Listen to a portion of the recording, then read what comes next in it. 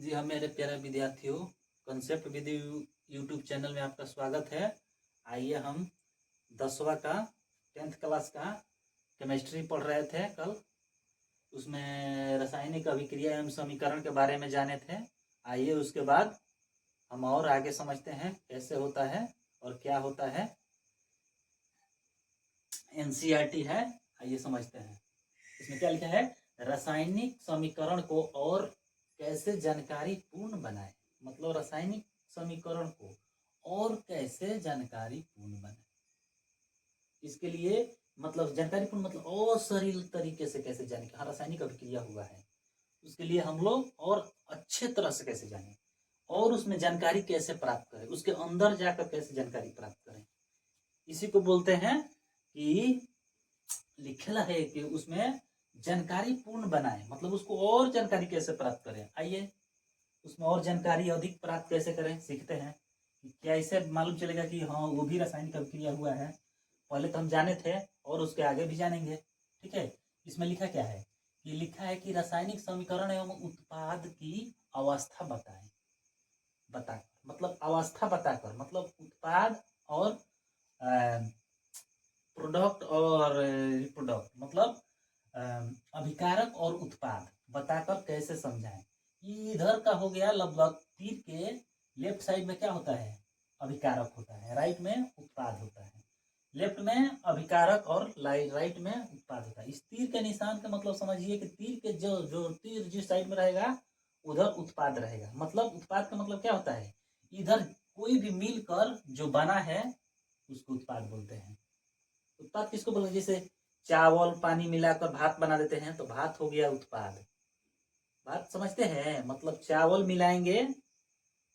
मिलाएंगे और उसमें पानी मिला देंगे, पानी मिलाकर जो चावल बन जाता है खाते हैं उसको उत्पाद बोलते हैं। जैसे आटा लेंगे पानी लेंगे मिलाकर रोटी बना देते हैं, उसको रोटी को क्या बोलेंगे? उत्पाद बोलेंगे। उसी प्रकार आइए, जैसे लेफ्ट में हो गया ये क्या हो गया? अभिकारक, ये उत्पाद। मतलब हम लोग आटा लिए ना, आटा क्या हो गया? अभिकारक हो गया। पानी क्या हो गया? अभिकारक हो गया। दोनों को मिक्स करके जब रोटी पका दिए, रोटी पक गया ना, वो रोटी जो पक गया वो उत्पाद हुआ। ठीक उसी प्रकार समझा जाता है। जैसे ये अभिकारक हो गया, ये उत्पाद हो गया। मतलब तीर के इस साइड दाहिने साइड क्या होगा? तीर के दाहिने इधर उत्पाद हो गया, इधर अभिकारक हो गया। आइए इसके बाद इसको समझते हैं कैसे होता है। अभिकारक की विशिष्ट स्थिति बताकर समझाएं। मतलब ओकर स्थिति बतावे को अभिकारक की स्थिति बताकर समझाएं, बताएं। जैसे ये हो गया नाइट्रोजन, ये हो गया हाइड्रोजन। उसमें स्थिति का मतलब क्या हुआ? इसके ऊपर जो दिया रहता है वो क्या होता है? अभिकारक होता है। इस पर जो लिखा रहेगा वो एथी होगा। जैसे कि मानते हैं, समझ लीजिए उसको आसान तरीके से, टेम्परेचर हो गया, इसमें पानी हो जाएगा, ऑक्सीजन हो जाएगा यहाँ पर, या कोई भी प्रोडक्ट होगा जो इसमें अभिकारक में भाग लेगा उसको यहाँ पर तीर के ऊपर लिखते हैं। टेम्परेचर हो गया, जैसे इतना ताप देंगे उसको यहाँ पर लिखेंगे। उसमें ये भी मिला देंगे उसको यहाँ पर लिखेंगे। जैसे आयरन मिला दे रहे हैं तो उसको यहाँ पर लिख देंगे। मतलब थोड़ा सा डालने के बाद अभिक्रिया होता है, उसको यहाँ पर लिखते हैं। जैसे हो गया नाइट्रोजन और हाइड्रोजन, 450 डिग्री सेल्सियस यानी 450 डिग्री टेम्परेचर, मतलब 450 डिग्री ताप देंगे, उसके बाद ये अभिक्रिया होगा। अभिक्रिया क्या होगा? ये बनेगा नाइट्रस हाइड्रा बनेगा। ठीक है, गैस के फॉर्म में बनेगा। इसको क्या बोलते हैं? गैस। हम लोग तो पिछले क्लास में समझे हैं। आइए इसको जानते हैं, ऊष्मा विनिमय। अब इसको ऊष्मा विनिमय मतलब क्या होता है? ऊष्मा को रिलीज करेंगे मतलब ऊष्मा भी देंगे उसमें से। जैसे कोई चीज मिलकर बना दिए तो प्रोडक्ट बन ही गया, उसके बाद उसमें से भी ऊष्मा भी देंगे। ऊष्मा मतलब ताप, ताप मतलब धा समझते हैं ना, जो हीट देंगे। जैसे NaCl हो गया, उसमें मिलाएंगे NaOH, सोडियम हाइड्रोक्साइड। NaCl और सोडियम हाइड्रोक्साइड मिलाएंगे तो क्या बनेगा? NaCl प्लस H2O यानी जल। उसके बाद हीट मतलब ताप भी उत्पन्न होगा, उसमें से ताप भी निकलेगा।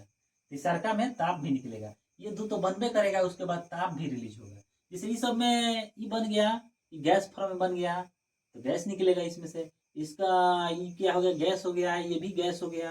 ये सब छोटा छोटा लिखे थे, ये सब इसको विशिष्ट मतलब इसको और जानकारी प्राप्त कर रहा है, जानकारी बता रहा है इसके बारे में, इसके बारे में जानकारी बता रहा है ना कि इसमें गैस है, ये गैस है, ये गैस है, ये क्या हो गया, और विशिष्ट जानकारी मतलब इसके बारे में और गहन जानकारी में बता रहा है। इसमें भी आयरन भी मिला दे रहे हैं, इतना डिग्री टेम्परेचर दे रहे हैं, इसमें से हीट भी निकल रहा है। इसको क्या बोलते हैं, विशिष्ट जानकारी दे रहा है इस समीकरण के बारे में। आइए इसके बारे में तो हम कल समझे थे कि छोटा वाला क्या होता है, क्या होता है, इसके बारे में समझे थे ना। तीर के बारे में समझ लेते हैं, इसको तीर बोलते हैं ना, एरो। एरो समझ लीजिए, एरो के बारे में क्या बोलते हैं, एरो क्या बोलते हैं। एरो बोलता है कि इधर जो सामान है ना वो मिला है और इधर को बना है, इधर और उत्पाद है, इधर ये प्रोडक्ट है मतलब अभिकारक है, और इधर उत्पाद है। इसीलिए तीर दिया जाता है कि इधर से इधर कुछ कुछ कुछ कुछ मिलकर इस साइड बना है, मतलब इधर कुछ भी हुआ है इस साइड उसका रिजल्ट आया है। मतलब इधर आप लोग परीक्षा दिए हैं इधर रिजल्ट आया है, समझ गए। आइए इसके बाद देखते हैं, आगे समझते हैं इसके आगे क्या होता है। आइए देखिए, रासायनिक अभिक्रिया के प्रकार। रासायनिक अभिक्रिया कितने प्रकार के होते हैं, इसके बारे में जानेंगे कि रासायनिक अभिक्रिया कितने प्रकार के होते हैं। रासायनिक अभिक्रिया कितने प्रकार के होते हैं। रासायनिक अभिक्रिया 5 प्रकार की होती है। कौन कौन होती है आइए जानते हैं, ठीक है। ये हम लोग को 2 नंबर के आएगा तो खाली पूछेगा रासायनिक अभिक्रिया कितने प्रकार की होती है। 5 प्रकार की होती है, ऑब्जेक्टिव में आएगा तो मार दीजिएगा। और 2 नंबर में आएगा तो आपको लिखना पड़ेगा कि रासायनिक अभिक्रिया 5 प्रकार की होती है, कौन कौन होता है, बस लिख दीजिएगा तो 2 नंबर में आएगा। और 5 नंबर में आएगा तो आपको रासायनिक अभिक्रिया कितने प्रकार के होते हैं, तो 5 प्रकार के होते हैं, कौन कौन होते हैं उसको डिटेल्स में लिखना पड़ेगा, तब आपको 5 नंबर मिलेगा। 10वां में पूछता है आपको, मैट्रिक एग्जाम में पूछेगा, बोर्ड के एग्जाम में आपको। आइए देखते हैं कौन कौन होता है। आइए 1 नंबर में देखते हैं। ये तो हम लोग लिख देंगे इस तरह की, रासायनिक अभिक्रिया 5 प्रकार की होती है, लिख दें। रासायनिक अभिक्रिया 5 प्रकार की होती है, आप लोग लिख लीजिएगा, लिखिए लीजिए। रासायनिक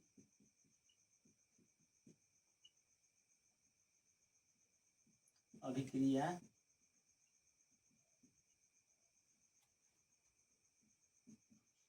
5 प्रकार की होती है, 5 प्रकार की होती है। लिखने में तो हमको टाइम लगेगा, आप लोग तो लिख लीजिएगा, वीडियो रुका कर लो लिख लीजिएगा।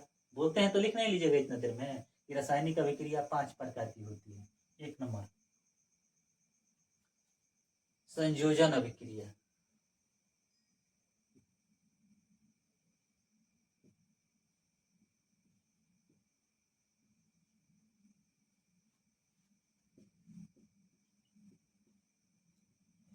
क्या बोलते हैं पहले का, संयोजन अभिक्रिया।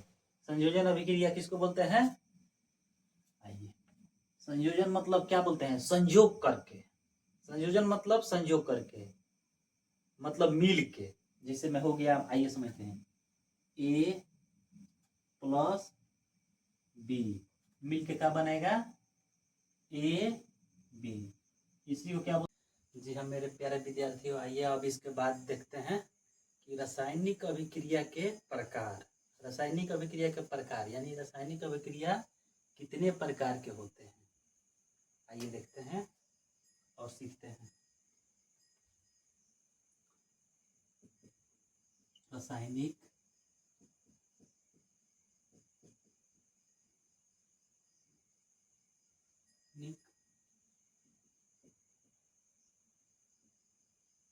अभिक्रिया के प्रकार यानी रासायनिक अभिक्रिया कितने प्रकार के होते हैं। ऑब्जेक्टिव में पूछेगा कि रासायनिक अभिक्रिया कितने प्रकार के होते हैं, सीधा सीधे बताइएगा कि 5 प्रकार के। अगर 2 नंबरिया में पूछेगा कि भाई रासायनिक अभिक्रिया कितने प्रकार के होते हैं, तो 5 प्रकार के, तो पांचों का नाम बताना पड़ेगा, तो 2 नंबरिया में हो गया। अब 5 नंबरिया में पूछेगा तो आपको क्या बताना होगा कि रासायनिक अभिक्रिया कितने प्रकार के होते हैं? तो 5 प्रकार के होते हैं। कौन कौन होते हैं सबको बताना पड़ेगा, पांचों का बताना पड़ेगा, पांचों का रिएक्शन लिखना पड़ेगा कि कौन मिलता है तो कौन बनता है।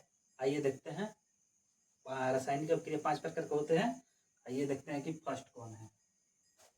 1 नंबर में, 1 नंबर में हो गया आपको संयोजन अभिक्रिया। संयोजन अभिक्रिया, संयोजन, संयोजन अभिक्रिया।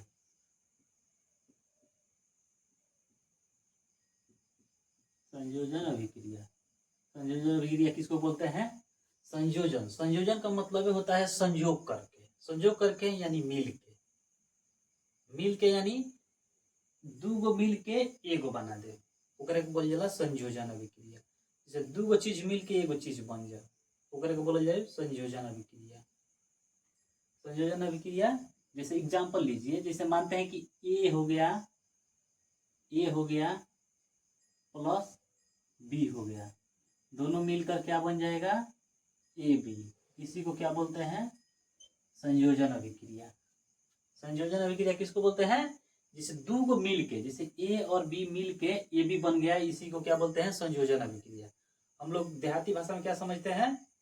जैसे कि संयोजन अभिक्रिया का उदाहरण ले लीजिए। जैसे मान लीजिए आप लोग को बिस्कुट बनाना है, बिस्कुट बनाना तो क्या बना लेंगे? बिस्कुट में आटा लेंगे, चीनी लेंगे, उसके बाद क्या लेंगे? थोड़ा सा मैदा लेंगे, मिलाकर तब एगो संयोजन करके क्या बनाते हैं? बिस्कुट बनाते हैं। उसी प्रकार ये भी है, ए मिलेगा बी मिलेगा तब ए बी बनेगा।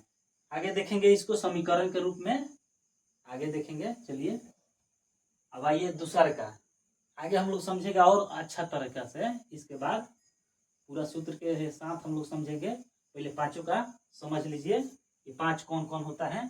2 नंबर आइए, ठीक है। 2 नंबर हो गया आपका, पहले का हो गया संयोजन अभिक्रिया, दूसरा का हो गया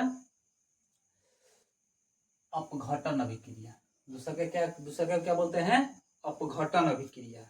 अपघटन अभिक्रिया, आइए देखते हैं दूसरा का क्या नाम है? अपघटन अभिक्रिया।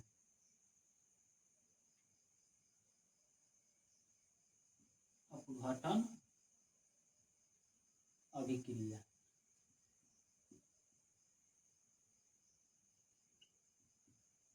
अपघटन अभिक्रिया। अपघटन अभिक्रिया ये एग्जाम्पल हो गया, इसका भी एग्जाम्पल लेते हैं। अपघटन का मतलब क्या है? अपघटन, अपघटन मतलब दूगो से, अपघटन का मतलब एगो से दू जगह हो गई, मतलब एगो आदमी रहे ओकरा के दू जगह कर दिया गई। जैसे दू आदमी एके में रहे, जैसे ए या बी एके जगह वालू, ओकरा के फिर दू जगह कर दिया गई। जैसे हमने मान लीजिए आप लोग 2 भाई हैं या 3 भाई, तीनों आदमी एक में है, उसको फिर अलग कर दिया जाए, उसी को बोलते हैं अपघटन। अपघटन मतलब विभाजन, बांट दिया जाए, ओकरे को बोलते हैं। जिसको बांट दिया जाता है उसी को अपघटन बोलते हैं। हम लोग के भाषा में क्या बोलते हैं? उसको बांट दीजिए। बांट दीजिए मतलब 2 पार्ट में कर दीजिए या 3 पार्ट में कर दीजिए। जैसे हो गया अपघटन का मतलब हुआ ए बी, ये भी एक साथ है। अपघटन होगा तो क्या होगा? अपघटन होगा तो ये 2 पार्ट में पड़ जाएगा, ए अलग हो जाएगा, बी अलग हो जाएगा। इसी को क्या बोलते हैं? अपघटन अभिक्रिया। अपघटन का मतलब समझे? अपघटन का मतलब दूगो से एगो से दूगो हो गई, उसी को बोलते हैं अपघटन। माने 1 से 2 हो गया तो उसी को बोलते हैं अपघटन बोलते हैं। आइए तीसरा का देखते हैं। तीसरा का हो गया एकल विस्थापन। तीसरा का क्या बोलते हैं? एकल विस्थापन। एकल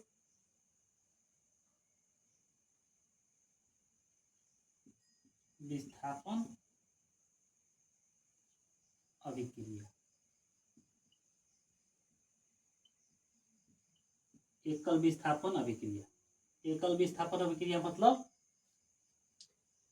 एगो विस्थापित होगा। जैसे एकल विस्थापन अभिक्रिया का एग्जांपल ले लेते हैं। एकल विस्थापन अभिक्रिया को उसको लेते हैं। एकल विस्थापन अभिक्रिया मान लीजिए कि ये हो गया A B plus B C, ठीक है। A B plus B C. एकल विस्थापन का मतलब क्या होगा, एगो इसमें से विस्थापित होगा और सब साथ ही रहेगा। एकल विस्थापन का मतलब क्या बोलते हैं, एगो विस्थापित होगा, एगो विस्थापित होगा। इस तरह ले लीजिए ए बी प्लस सी, ठीक है। एगो विस्थापित कैसे होगा, यहां पर बन जाएगा आपको ए सी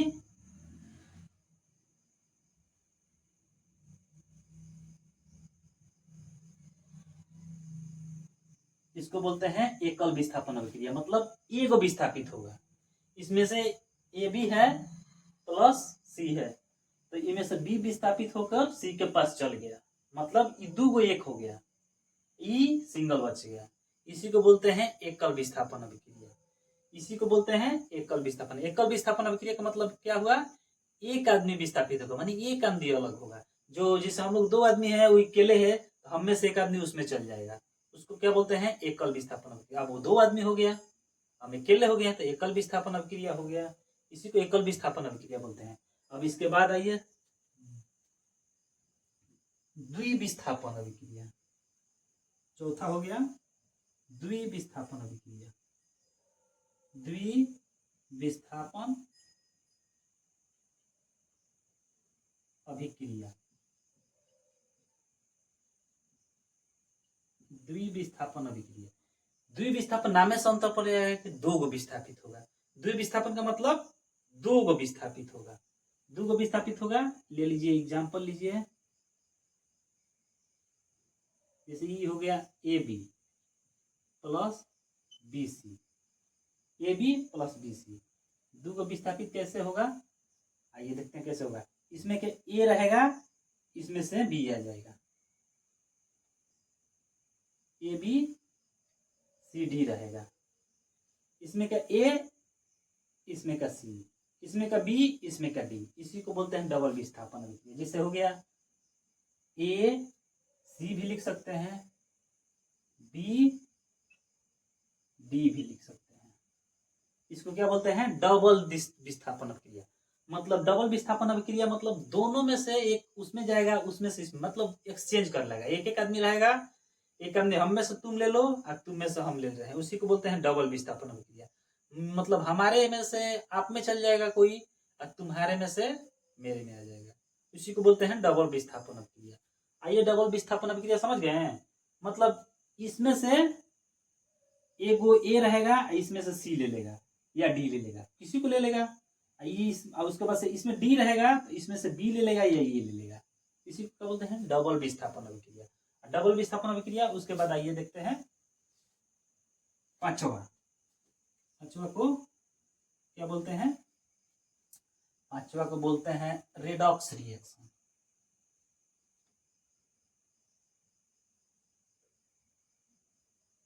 रेडॉक्स रिएक्शन माने रेडॉक्स रिएक्शन का मतलब रेडॉक्स अभिक्रिया, redox reaction, redox reaction, reaction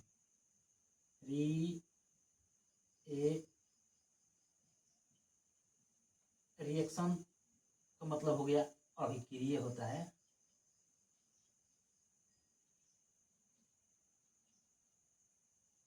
English में लिखेंगे,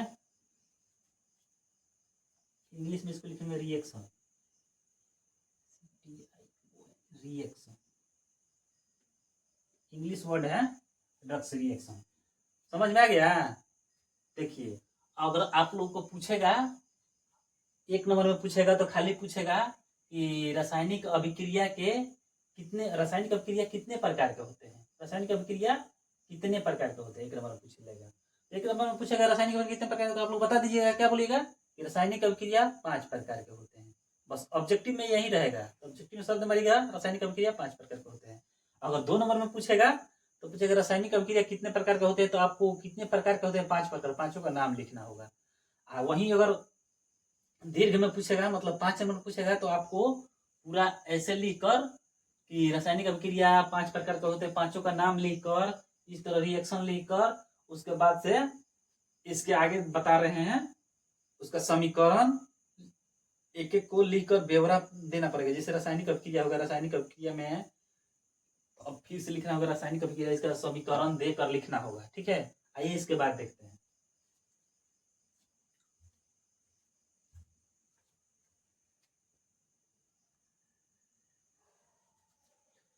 अब आइए इसके बाद संयोजन अभिक्रिया को इक्वेशन के साथ समझते हैं। ठीक है, ये संयोजन अभिक्रिया के इक्वेशन के साथ समझते हैं।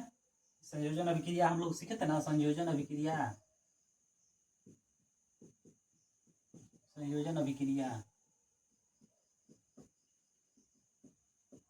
संयोजन अभिक्रिया देखे थे A plus B, A plus B, A B संयोग करके बना था। लेकिन अब हम लोग इक्वेशन के हिसाब से समझेंगे। संयोजन अभिक्रिया का एग्जाम्पल लेंगे। एग्जाम्पल, संयोजन अभिक्रिया का एग्जाम्पल लेते हैं। क्या लेंगे? कोयले का दहन, पहल का हो गया। एक नंबर लेंगे कोयले का दहन, यानी कोयले का दहन।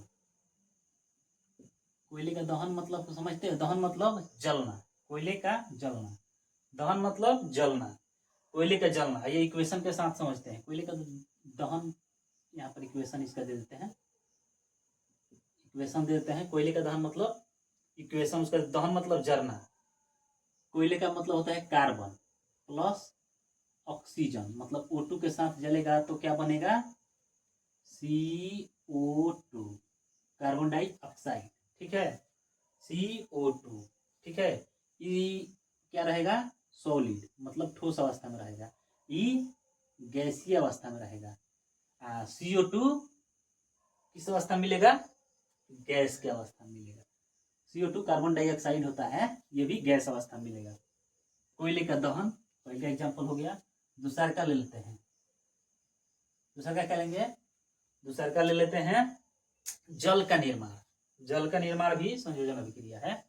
जल का निर्माण, जैसे हाइड्रोजन हो गया प्लस ऑक्सीजन हो गया, मिलेगा तो क्या बनेगा? H2O। इसको संतुलित कर देते हैं। नहीं संतुलित करेंगे तो क्या बोलेगा? कंकाल समीकरण बोलेगा। और संतुलित कर देंगे तो, संतुलित करने के लिए क्या बोलते हैं? इधर का प्रोडक्ट सब बराबर होना चाहिए। नहीं संतुलित होगा तो उसको कंकाल समीकरण बोलते हैं। संतुलित कर देंगे तो समीकरण बोलते हैं। ठीक है, और संतुलित समीकरण को कंकाल समीकरण बोलते हैं। वो तो हम लोग पिछले क्लास में पढ़ चुके हैं। आइए यहाँ पर संतुलित करने के लिए 2 दे देंगे तो 2 में 4 हाइड्रोजन, यहाँ पर 4 हाइड्रोजन, ऑक्सीजन 2 ऑक्सीजन। ठीक है, ये जल का निर्माण, इसको क्या बोलते हैं? जल का निर्माण, जल का निर्माण, जल का निर्माण। आइए तीसरा का एग्जाम्पल लेते हैं। तीसरा का एग्जाम्पल क्या लेंगे? तीसरा का एग्जाम्पल ले लेंगे बिना बुझा हुआ चूना। बिना बुझा हुआ चूना, सेलेक्ट लाइन जिसको बोलते हैं क्विक लाइन, और बुझा हुआ चूना। बुझा हुआ चूना और बिना बुझा हुआ चूना। तो लीजिए पहले बुझा हुआ चूना। बुझा हुआ चूना, इसको कहेंगे बिना बुझा हुआ चूना। ये हो गया बुझा हुआ चूना। नहीं, पहले ले बिना बुझा हुआ चूना लेंगे, उसमें जल डालेंगे तब क्या होगा? बुझा हुआ चूना होगा। बिना लिख दीजिए, बिना बुझा हुआ चूना। इसमें जल डालेंगे तो क्या होगा? बुझा हुआ चूना, बुझा हुआ चूना। हिंदी में नहीं पूछता है, इंग्लिश में पूछता है। बिना बुझा हुआ चूना को क्या बोलते हैं? Quick line, QUICK, quick line, LINE, quick line बोलते हैं। अब बुझा हुआ चूना को क्या बोलते हैं? Select line, select line, SLAKED, SLAKED, select line, LINE, select line.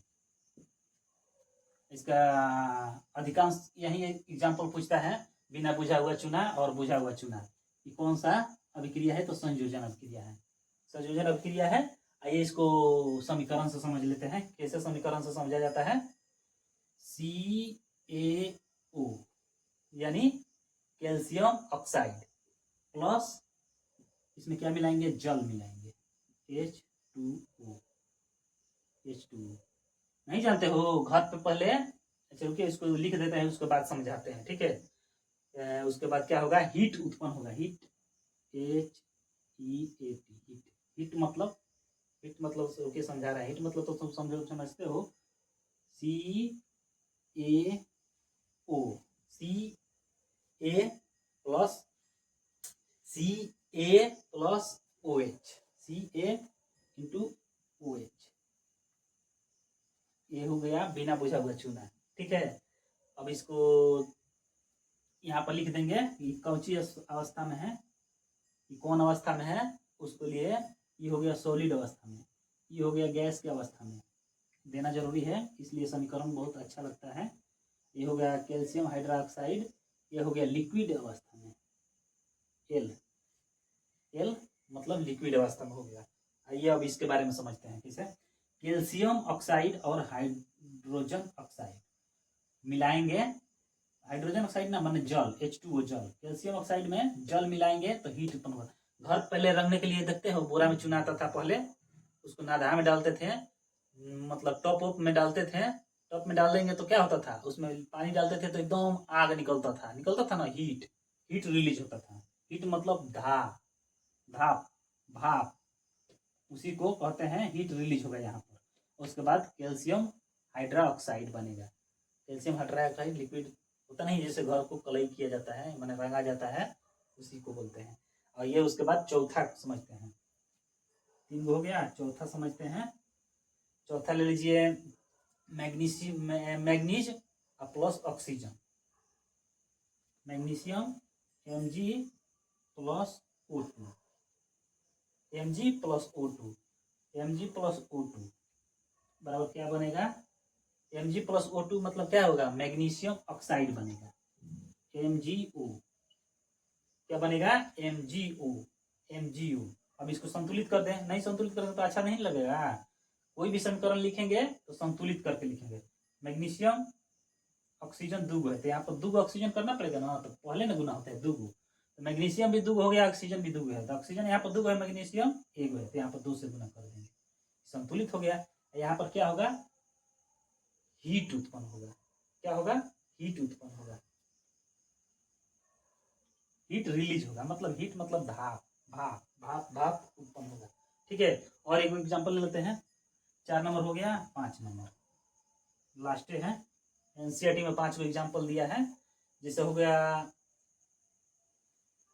Carbon oxide, ठीक है, कार्बन ऑक्साइड हो गया, उसके बाद से हाइड्रोजन हो गया H2, ये भी गैस हो गया, इसमें भी गैस लिख दीजिए, लिखने से अच्छा रहता है। मैग्नीशियम ऑक्साइड ये क्या हो गया, ये भी गैस से हो गया, नहीं मैग्नीशियम ऑक्साइड ये सॉलिड हो गया, सॉलिड मतलब एस का मतलब ठोस हो गया। कैल्शियम ऑक्साइड क्या हो गया, गैस हो गया, कैल्शियम ऑक्साइड गैस हो गया, H2 भी गैस हो गया।